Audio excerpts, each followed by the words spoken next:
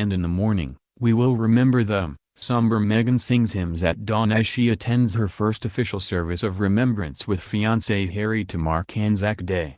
On a cool spring morning in April, Meghan Markle took part in her first official service of remembrance as she joined her fiancé, Prince Harry, at an Anzac Day dawn service.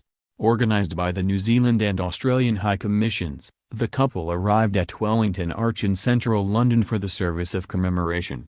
Meghan, 36, looked suitably somber in a cream coat, black hat and heels, with her hair loose, as the couple sang hymns including Abide With Me.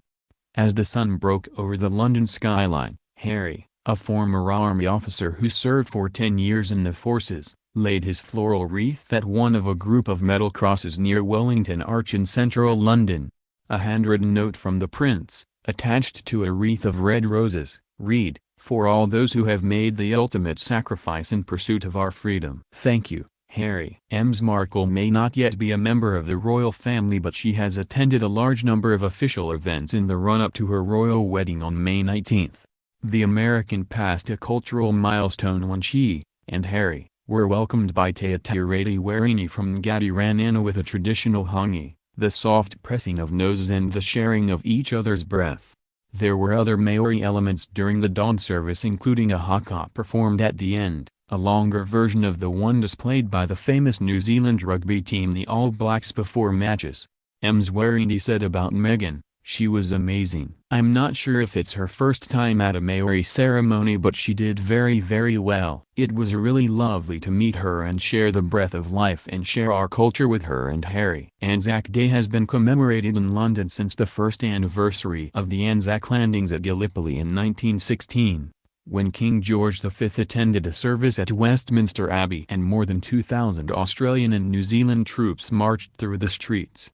Since then, the services have become an important moment to recognize the Australian and New Zealand Army Corps who died during the landings.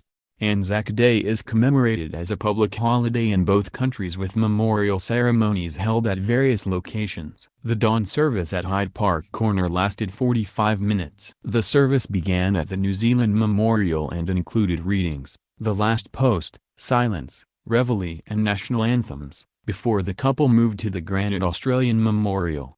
Harry and Meghan were joined by the New Zealand and Australian High Commissioners and both signed a book of remembrance. Later in the morning at the parade service at the Cenotaph, Prince Harry will lay a wreath on behalf of Her Majesty the Queen. Between 300 and 400 participants will take part in the parade, including members of veterans associations, service and ex-service personnel and their families. Following this parade, he and Meghan will be joined by new Father Prince William at the service of commemoration and thanksgiving at Westminster Abbey. This will be a traditional church service, incorporating an act of remembrance, the last post and Kemal Ataturk's words from Anzac Cove read by the Turkish ambassador to the UK. At the conclusion of the main service in front of the New Zealand War Memorial, Harry and Meghan walked over to pay their respects to the Australian troops just the other side of Wellington Arch.